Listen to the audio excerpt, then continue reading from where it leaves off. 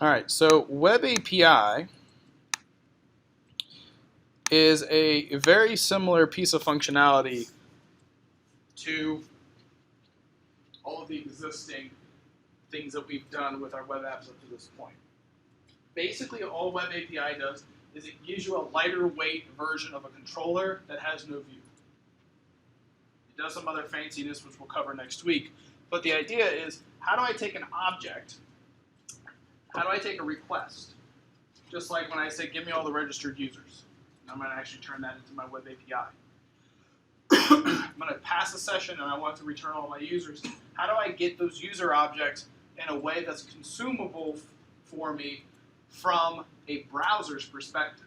So your browsers understand really two basic data types, XML and JSON, JavaScript Object Notation.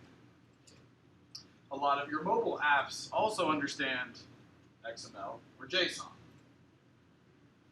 If you're building a mobile app, more than likely you need some sort of infrastructure on the back end in the form of a web service in order for your mobile app to function and interact. The web service sits between your app, whether it's a browser-based app, a mobile-based app, even a desktop app that maybe has a lot of rich functionality. If it's connecting to something in the cloud, it's got a web service between it and probably whatever database or data store you're using. So in some ways, this is just as, if not more important to understand than all of the web design stuff that we've covered up to this point. But they all use the same concepts and the same technology, so they're not that far off from one another. So to do Web API, we can do it a few different ways. You can do a new project. Now I'm not going to actually do this, so just watch. You don't have to follow along. And I'm just going to call this my Web API 15fs.web API. So there's actually a Web API template. We could also have done MVC and then check the Web API box. Well, since I already have a project set up, I'm not going to create a new one. You could create a new one. There's methodologies around splitting pieces of functionality off and doing them into microservices, things like that. Beyond the scope of this course, something you can look up. But if you want to do Web API within an existing project, I'm on Visual Studio. Then we might...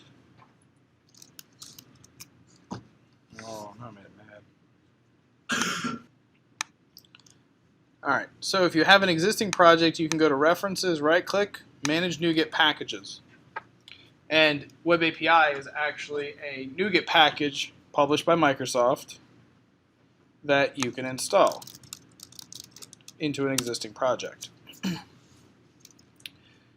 we're going to go with Web API 2.2, install. Wants to bring along all of this for the ride? Yes. So those are all the dependencies that are needed to get Web API up and running. All the DLLs that are needed to get API, Web API up and running. Downloading, adding, downloading, installing. All of that basically happens when you create a new project and you check that box. So now we have Web API in our solution.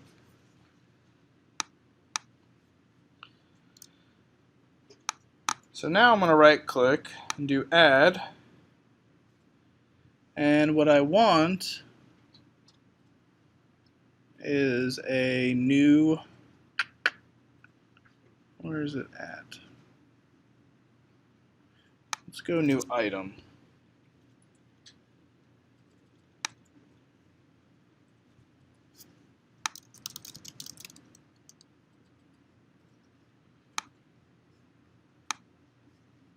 So Web API controller.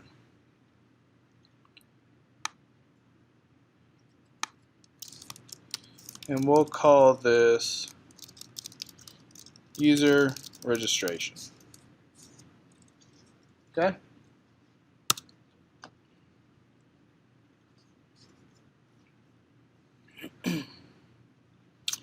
So you'll notice here that the template it carves out for us looks a little different than what we would expect from a traditional controller. Instead, we get methods with the name of get, and get with a property of ID, and post, and put, and delete. The reason for that is that Web API follows what is called the REST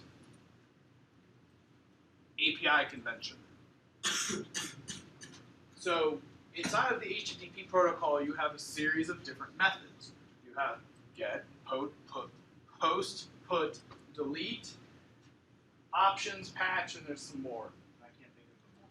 But the idea is that instead of creating a add user, delete user, get user, update user, you're utilizing the actual HTTP methods of get, put, post, delete, and patch as kind of inherent ways of pushing data to the server or getting data back from the server. So it's more lightweight.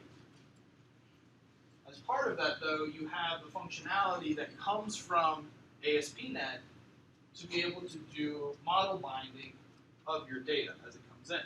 You have routing and all these other pieces of functionality. So what happens here is just like before, we have user registration controller. To get access to that, you go to your website URL /API/user registration. And then whether you make a get call versus a post call or a patch call depends on what happens between the server and the client. So traditionally, if you're wanting to get data, you're going to do a get, right? All right, so let's do this. Let's go ahead and jump over to our registration controller. Cruise down here. And I'm basically going to grab this code from registered users. I'm going to copy it. And I'm going to put it in here. I'm going to make this session ID. And what I'm going to return is a list of user DTO.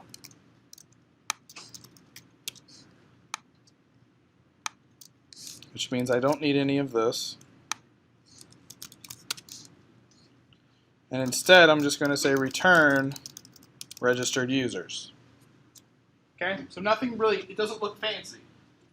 It's DB context, grab a session, get the users, return the users. Looks like any function you may write. Return type is a list of user DTOs, takes in a session ID. And that's part of the goal here, is that you want it to feel as natural as possible. So we'll do a rebuild. And this needs to be async task because I'm doing an await. Oh.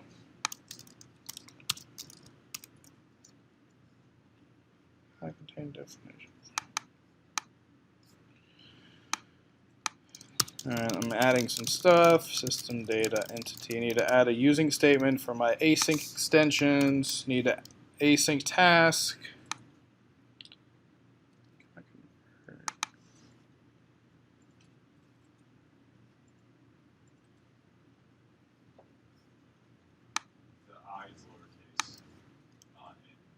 Oh, thank you.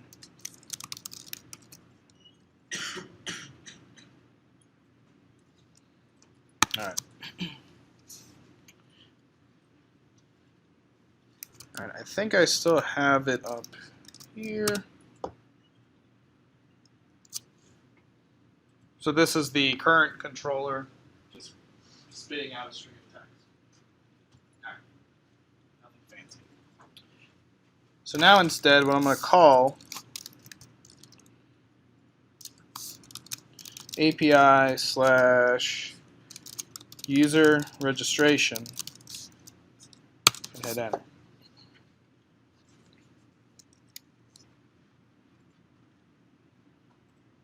No, whoop. Take registration out. So from the root, API/user registration.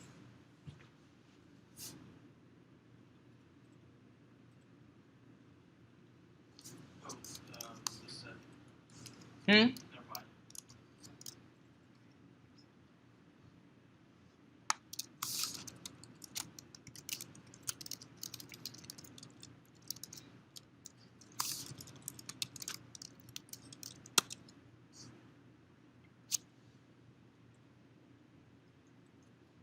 Okay. Let me make sure one thing. Routes. Oh, it didn't even build my route for me. Alright,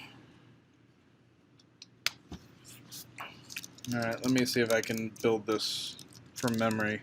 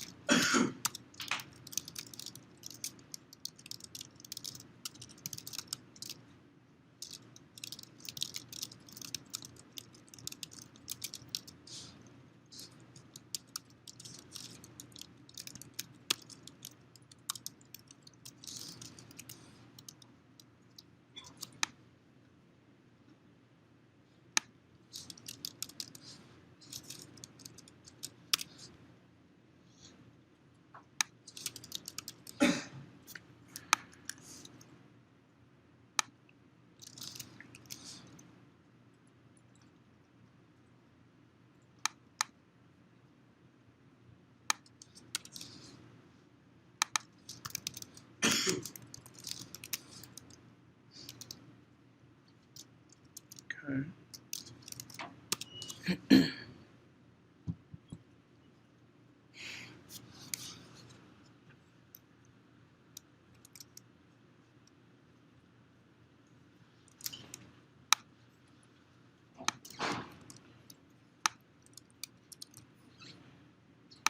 Alright, so I went ahead and created a new Web API project. I'm just going to copy this Web API config right out of here into my project under the app start.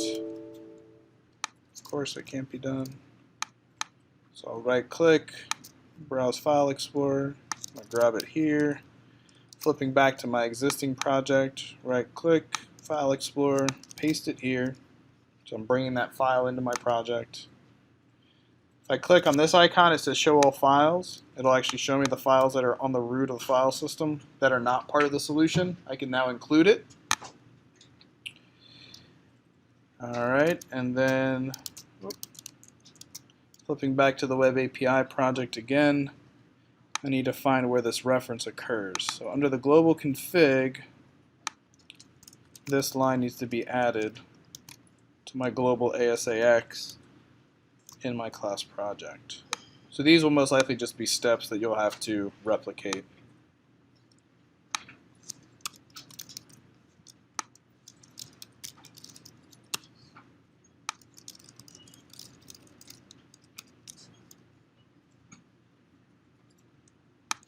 Oh, and then I need to copy this namespace into this web API because my namespaces are different. Save F6.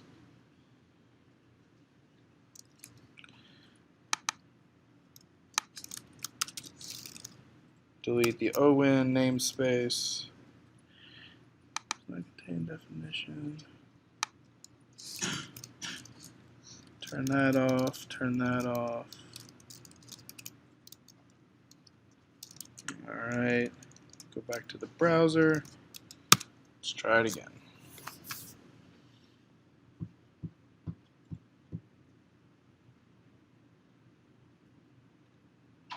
No, oh, I got an exception.